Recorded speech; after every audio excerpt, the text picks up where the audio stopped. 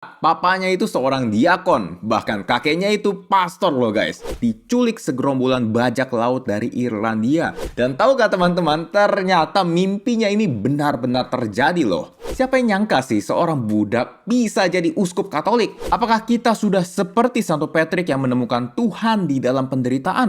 Loh, emang kalau orang berusaha buat keluar dari penderitaan tuh nggak boleh ya? Itu kan hak setiap orang. Jadi kalau malah terus mencari Allah lain, ya percayalah penderitaan itu gak akan pernah berakhir. Halo teman-teman semua, welcome back to Rock, Riwayat Orang Kudus edisi 17 Maret.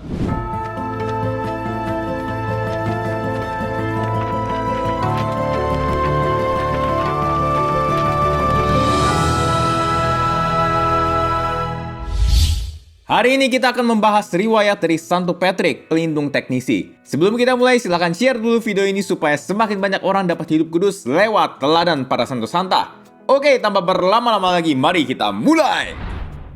Cerita berawal sekitar tahun 385 di Skotlandia. Lahirlah seorang bayi laki-laki bernama Patricius Magonus Sucatus dalam keluarga Katolik yang taat. Gimana gak taat? Papanya itu seorang diakon, bahkan kakeknya itu pastor loh guys. Eits, buat yang bingung, jadi memang di zaman itu belum ada ketentuan kalau seorang pastor itu wajib selibat ya. So, wajar kalau dulu seorang ayah itu bisa menjadi pastor.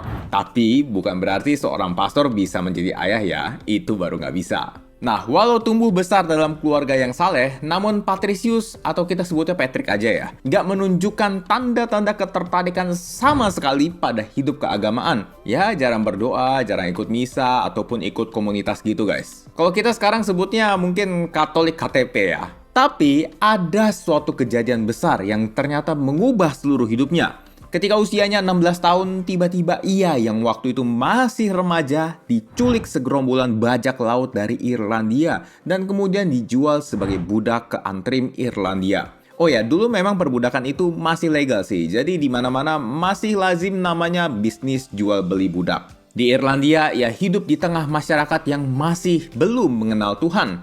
Majikannya memberinya tugas untuk menjaga kawanan ternak dengan upah yang sangat kecil sehingga ia hidup sangat melarat di sana guys. Tapi justru dalam situasi sesak seperti inilah Patrick mulai tersadar akan Tuhan dan mulai belajar berdoa. Setiap hari ia mengisi waktu di luar kerja dengan komunikasi yang semakin intens dengan Tuhan sehingga imannya bisa dibilang tumbuh justru ketika ia dalam penderitaan. Setelah 6 tahun menjadi seorang budak, Patrick kemudian mendapat kesempatan untuk melarikan diri dari rumah majikannya guys. Berkat kemampuan berbahasa Gaelic, bahasa setempat saat itu, ia kemudian menempuh perjalanan kurang lebih 300 km dari rumah majikannya untuk sampai ke rumahnya.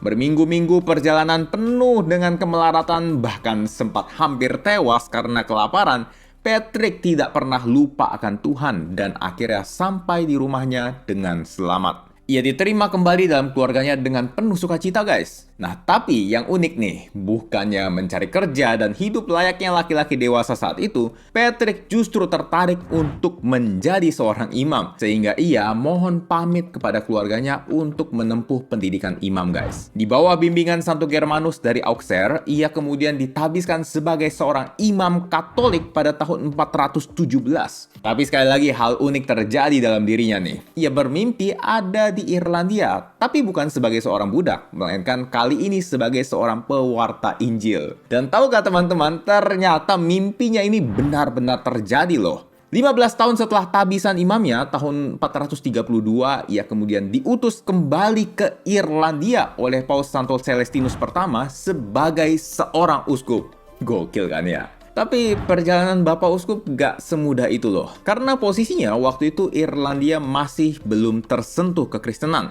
Ya mungkin sudah ada sih pewartaan, tapi skalanya masih sangat kecil guys. Belum lagi pasti ada trauma tersendiri dalam dirinya ketika ia diculik dan dijual sebagai budak. Sangat gak mudah di posisinya.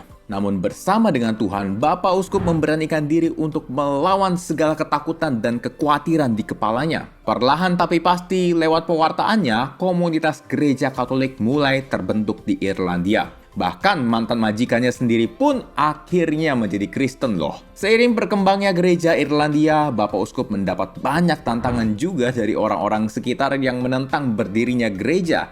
Sampai-sampai kerabatnya menganjurkan untuk berhenti sebelum orang-orang kafir yang radikal itu membunuhnya. Tapi Uskup Patrick justru semakin gencar guys dalam mewartakan Injil. Ini bukannya dia orang yang keras kepala ya, nggak mau dengar masukan dan saran. Tapi ia dalam hatinya percaya kalau pewartaannya ini akan dilindungi Tuhan. Kalaupun nyawanya harus dikorbankan demi Injil, ia sama sekali nggak keberatan.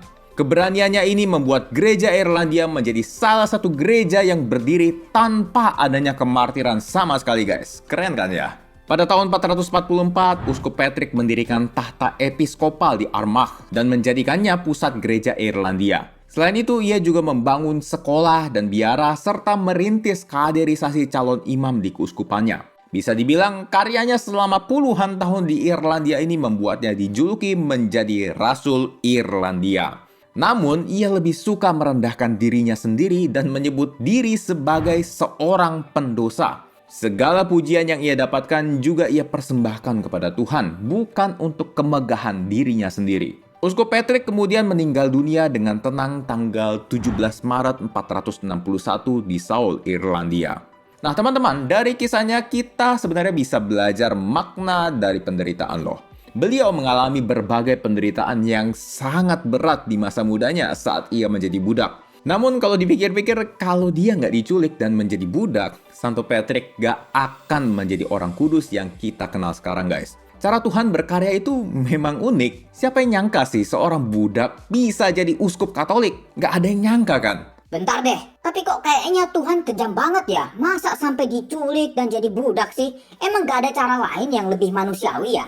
Wait, sebentar. Yang nyulik itu bukan Tuhan loh. Yang nyulik ya manusia dengan kehendak bebasnya sendiri. Tuhan bisa aja sih melindunginya sejak kecil supaya nggak dirampok, terus biar hidupnya nyaman, mungkin dikasih rumah nanti, dikasih harta, tanah, dan lain-lain. Tapi Tuhan justru mengizinkan Santo Patrick menderita supaya beliau sadar dan mengenal Tuhan yang adalah sumber kasih dan damai sejahtera. Jadi jangan kebalik-balik ya mikirnya. Nah, berapa banyak dari kita yang sekarang sedang dalam penderitaan? Mungkin sedang sakit, masalah ekonomi, pendidikan, pekerjaan, dan lain-lain. Apa yang sudah kita lakukan dalam penderitaan kita? Apakah kita sudah seperti Santo Patrick yang menemukan Tuhan di dalam penderitaan? Atau justru kita sedang menyalahkan orang lain atas penderitaan yang kita terima? Atau jangan-jangan malah mencoba keluar dari penderitaan dengan mencari Allah lain, manggil orang pinter kah, pelarian ke free sex, obat-obatan terlarang, nyanduk main game, Instagram, TikTok, dan lain-lain. Loh, emang kalau orang berusaha buat keluar dari penderitaan tuh nggak boleh ya?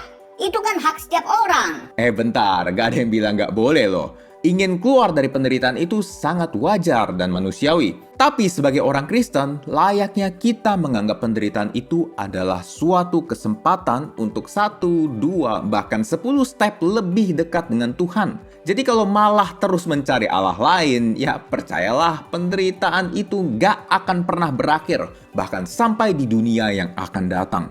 Pada intinya, kalau ingin keluar dari penderitaan, ya keluarlah bersama dengan Tuhan. Kalau nggak keluar-keluar juga, berarti Tuhan suruh tunggu dulu karena ada sesuatu yang masih bisa diambil dari penderitaan itu.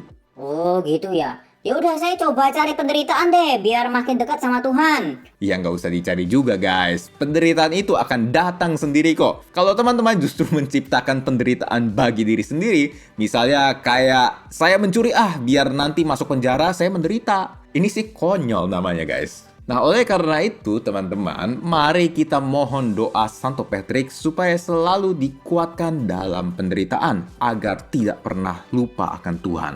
Santo Patrick, doakanlah kami. Amin.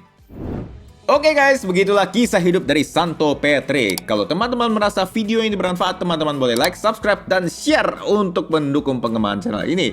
Terima kasih sudah menonton dan sampai jumpa di Rock edisi selanjutnya. Bye-bye!